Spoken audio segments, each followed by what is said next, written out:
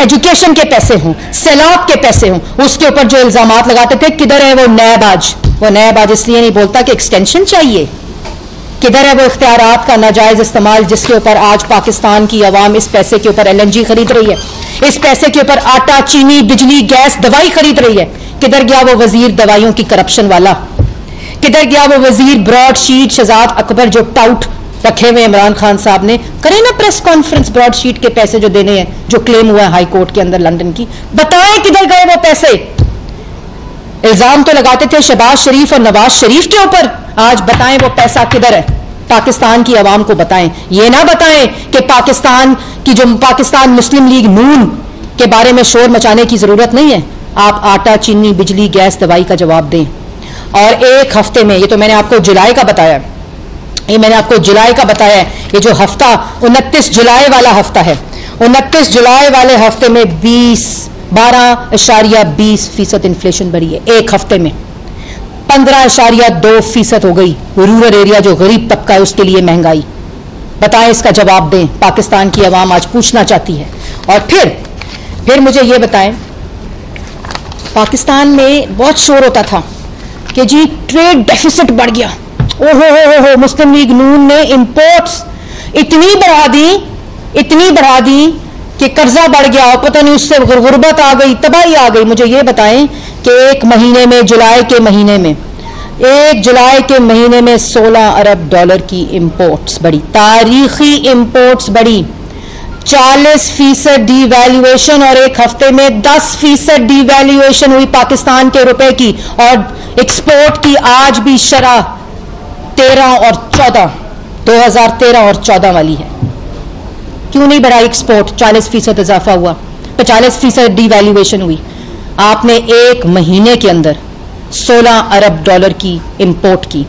जवाब दें, क्यों नहीं जवाब देते? मुस्लिम लीग नून की फिक्र ना करें, क्योंकि मुस्लिम लीग नून का कायद नवाज शरीफ है और उसके पास शहबाज शरीफ जैसा खादिम मौजूद है जिसने चीनी की कीमत ₹1.52 से नहीं बढ़ाई, जिसने महंगाई की शरह 4% तक रखी और जिसको आपने आज 16% पर किया है, जिसने 2 करोड़ लोगों को गुर्बत की लकीर से हटाया, जिसने 60 लाख लोगों को रोजगार दिया। आप जो अवाम को बेरोजगार किया, जो अवाम को महंगाई दी, जो अवाम की जेबों के ऊपर डाके डाले अपने माफियाज और ATMs को फायदा पहुंचाने के लिए, क्योंकि वो आपको इलेक्शन जितवा कर देते हैं। आप लोग किस मुंह से आज प्रेस कॉन्फ्रेंस करते हैं? हर रोज काबीना की प्रेस कॉन्फ्रेंस होती है, शहबाज शरीफ, नवाज शरीफ, नवाज शरीफ, शहबाज शरीफ, बयानिए शीन से मीम, स्वाद से दाल, दाल से अड़े निकल गई है। आप करें प्रेस कॉन्फ्रेंस कि आज 16% महंगाई और गरीब के लिए 20% महंगाई है। मैंने बता दिया कि मुस्लिम लीग नून में क्या बयानिया है और यही बयानिया रहेगा।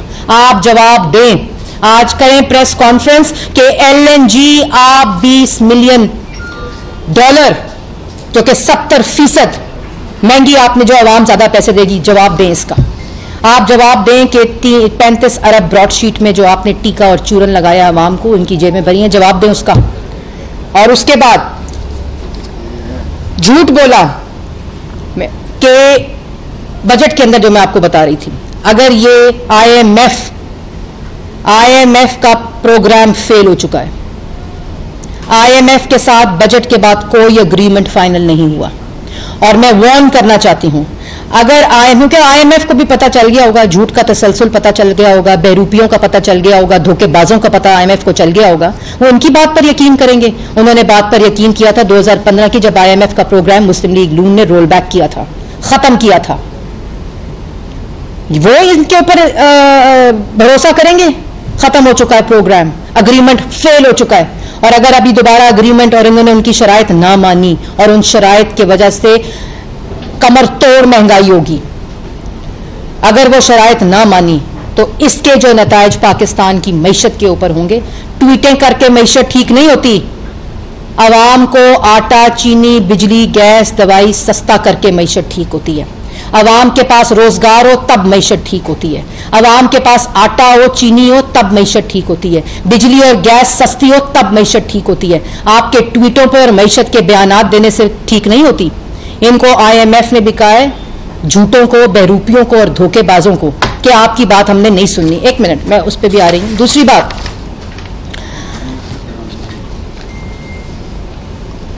LNG की बात मैंने आपको बड़ी तफसील से बता दी है और नैब का तमाशा भी मैंने आपको तफसील से बता दिया। मुस्लिम लीग नून एक करप्शन पेपर लॉन्च करेगी। 17 अगस्त आ गई है।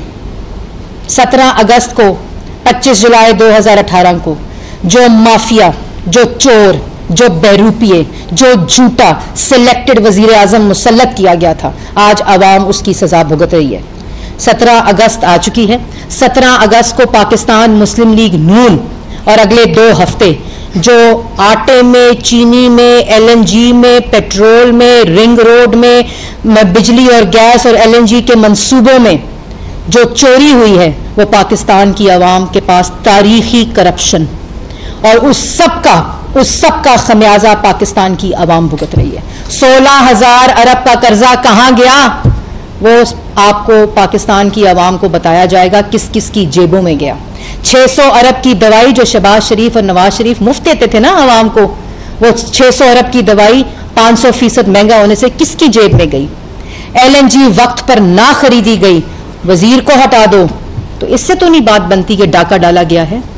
LNG खरीदो मुल्क की तारीख की सबसे बुलंद तरीन सतह की, पेट्रोल की कीमत करो तारीखी सतह पर, आटा, चीनी, बिजली, गैस बेचो, पाकिस्तान की आवाम पर डाका डालो और तुमसे कोई सवाल ना पूछे, और तुम शोर करो, दूसरों पर इल्जाम लगाओ, दूसरों को सजाए मौत की चक्कियों में डालो। जब दफन हो जाए तुम्हारा झूठा इल्जाम का बयानिया तो शोर मचाओ, इलेक्शन चोरी करो तो शोर मचाओ। पाकिस्तान की आवाम सब जानती है, तुम्हारे शोर करने से, तुम्हारे इल्जाम लगाने से और मुस्लिम लीग नून की तरफ अटेंशन डाइवर्ट करने से। और किसी को अगर अभाम हो तो ये है वो रिपोर्ट जो पाकिस्तान ब्यूरो ऑफ स्टैटिस्टिक्स ने 1 महीना जुलाई 2021 की लॉन्च की है। ये है वो तमाम अर्बन और रूरल 51 कीमतें जो बढ़ाई गई हैं बुनियादी जरूरियात की, और वजारत खजाना कहती है कोई महंगाई नहीं हुई। इजलास तलब हुआ, उसकी प्रेस रिलीज आई, सब चीजें सस्ती हो गई हैं। पाकिस्तान ब्यूरो ऑफ स्टैटिस्टिक्स जो रिपोर्ट देता है वो खाली जुलाई की, और आज रिपोर्ट आई है 1 हफ्ता जो 29 जुलाई वाला है, उसमें जो आटा, चीनी, बिजली, गैस, दवाई महंगी हुई है, जो पाकिस्तान की आवाम इस वक्त अपनी जेब से जिसके पैसे दे रही है और तुम्हारे ATM भरे जा रहे हैं उनकी जेबें। ये है वो, ये मैं आपको रिक्वेस्ट करूंगी जरा करीब से दिखाएं। ये है वो 51 प्राइसेस जो सिर्फ जुलाई के महीने में महंगी हुई हैं, और जो चीजें सस्ती हुई हैं, अभी आएगा ना जवाब तो उसका भी मैं जवाब दे दूं। जो चीजें सस्ती हुई हैं उसका मुकाबला अपनी महंगी की हुई चीजों से कर रहे हैं कि जी पिछले साल ये थी और अब हमने सस्ती कर दी है। बताओ 2018 में कीमत क्या थी चीनी की? 52 रुपए थी, आज 120 रुपए है। आटे की कीमत 35 रुपए थी, आज 90 रुपए किलो आटा बिक रहा है। बताओ बिजली गैस की कीमत क्या थी? बताओ LNG किस पे खरीदी थी? और बताओ कि ये खाने के तेल की कीमत 2018 में क्या थी? ये अपने रिपोर्ट कार्ड का, अपने अमाल नामे का जो मुआवजा है वो अपने ही फेल्ड रिपोर्ट से करते हैं, नाकाम रिपोर्ट से करते हैं। ये सिर्फ इसलिए हो रहा है, एक जिम्मेदार है शख्स इसका, इमरान खान। सिर्फ एक शख्स है इस मईशत की तबाही का, कश्मीर फरोशी का, आवाम की जेबों पे डाका डालने का, आटा चीनी महंगा करने का, 50 लाख लोगों को बेरोजगार करने का, 2 करोड़ लोगों को गरीब करने का, 360 अरब के टैक्स लगाने का। ये इमरान खान इस चीज का जिम्मेदार है, एक शख्स, क्योंकि वो पॉलिसी बनाता है अपने ATMs के लिए, वो पॉलिसी बनाता है अपने माफियाज के लिए, वो आवाम के लिए पॉलिसी नहीं बनाता, क्योंकि उसको इलेक्शन सिर्फ इलेक्शन की वोटिंग मशीनों ने देना है और खरीद के देना है अपने ATMs ने। यह है असल हकीकत। आज ये मैं आप लोगों को बताना चाहती थी, और हर रोज हम एक प्रेस कॉन्फ्रेंस करके इन करप्शन और जो आवाम इस वक्त महंगाई की चक्की में पिस रही है उसके ऊपर, जिसका सारे फसाने में जिक्र नहीं था, सारे तकसीर धरे के धरे रह गए। अब्दुल कयूम नियाज़ी साहब को नामजद किया है आजाद कश्मीर की मदद के लिए, उसमा के लिए, इसके ऊपर कमेंट कर दे कि आपको भी कोई हैरानगी हुई है। और दूसरा जो हालिया शहबाज शरीफ साहब ने एक इंटरव्यू दिया जिसमें उन्होंने मुफाहमत और वो जो पिछली बातों को भुला देने की बात की, उसके फिर बाद हुकूमती तर्जुमान का जो रद्द अमल सामने आया, उन्होंने कहा कि जो असम्बली के अंदर जो सियासतदान है उनके साथ बातचीत के दरवाजों की बात की है उन्होंने, इसके ऊपर भी कमेंट किया। मरियम साहब, इस सवाल को थोड़ा सा मैं आगे बढ़ाना चाहता हूँ। मरियम और इस सवाल को अच्छा, सवाल है, थोड़ा आगे बढ़ाना चाहता हूँ। आपने कहा कि कोई ऐन थे, शीन, नून थे, शीन नहीं निकल रही, अलग तक ये था, गिनती गिन ले, ये बात ठीक है। लेकिन और बयानियां भी आप कहती है कि जमात का अपना मामला है, लेकिन जमात के अंदर ही जो जमात के मैंने ये मामला नहीं कहा, मैं आपको बताती हूँ मैंने क्या कहा, मैं रिपीट करूंगी।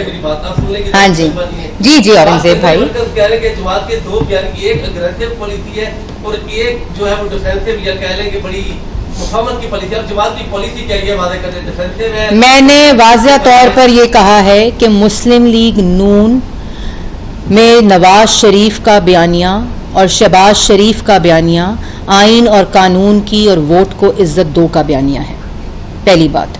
दूसरा मैंने ये कहा कि अलिफ से लेकर ये तक करें, पढ़ें और 1 से लेकर 100 तक गिनती करें। आज पाकिस्तान की आवाम का ये मसला नहीं है। पाकिस्तान की आवाम का मसला महंगी तारीखी महंगाई, तारीखी बेरोजगारी, तारीखी माशी तबाही, तारीखी कर्जा। मुल्क का आज बच्चा अगर भूखा सो रहा है तो उसका जिम्मेदार इमरान खान है।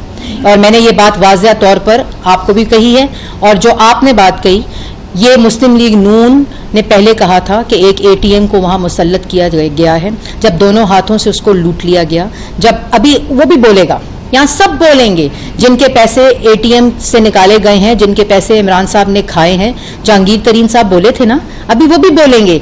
तो ये एटीएम्स को पता होना चाहिए कि इमरान साहब एक आदि जो हैं वो पैसा मांगते हैं हर किसी से, क्योंकि घर का खर्चा भी एटीएम चलाता है, घर का खर्चा माफिया चलाता है, तो वो उनकी जेबें भरेंगे, वो आवाम को तो रिलीफ नहीं देंगे। ये तनवीर इलियास साहब को भी बात समझ आ जाएगी, और कुछ भी दिनों में वो भी बोलेंगे, वो बताएंगे इंशाल्लाह, आप लोग इंतजार करें।